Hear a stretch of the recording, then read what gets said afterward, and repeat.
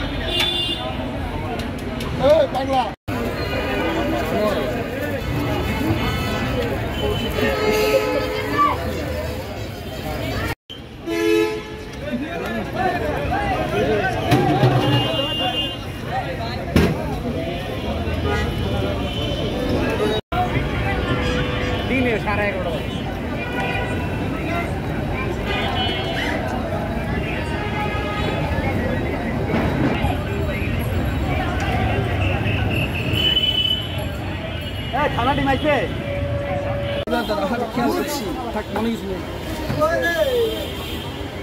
কোন সময় ঘটনা রে ভাই? এটা সকাল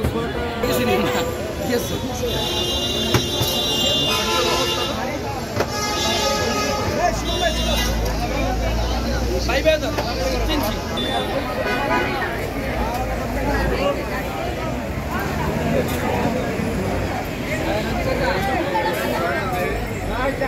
नीचे नामें ना नहीं साइड दे नाम से दे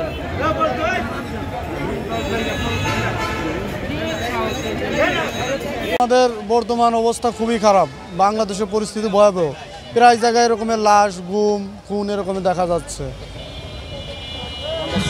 নিত তলেই ছিনতাই, সাদাবাজি, সন্ত্রাসী এগুলো একটু দমন থাকতো, কিন্তু সরকার তো কঠিনভাবে একটু নেয় না কিছুই।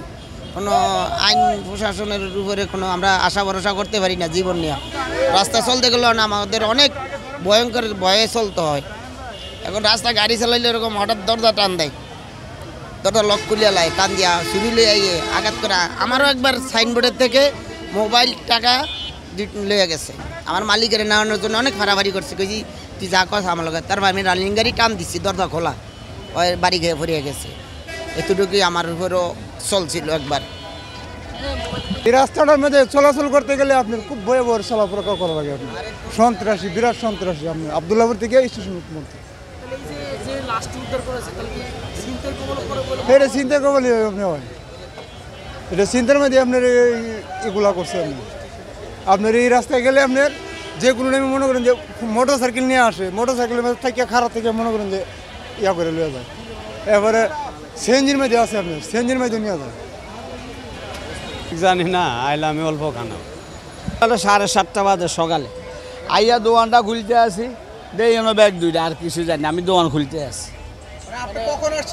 7:30 বাজে আইয়াই যেন দেখছি ব্যাগ, আমি আর কিছু জানি না।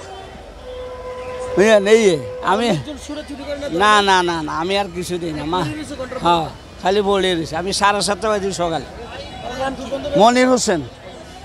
7টা বাজে দোকানটা খুলি, তখন ব্যাগ ভর্তি দেখি। পরে কয়েকবার দেখলাম খালি গন্ধ, মানুষ পচা গন্ধ। পরে পুলিশ আনলাম, ট্রাফিক আনলাম, ট্রাফিকে একটা কেসি দিলাম। কেসি দেওয়ার পরে আমি কাটলাম।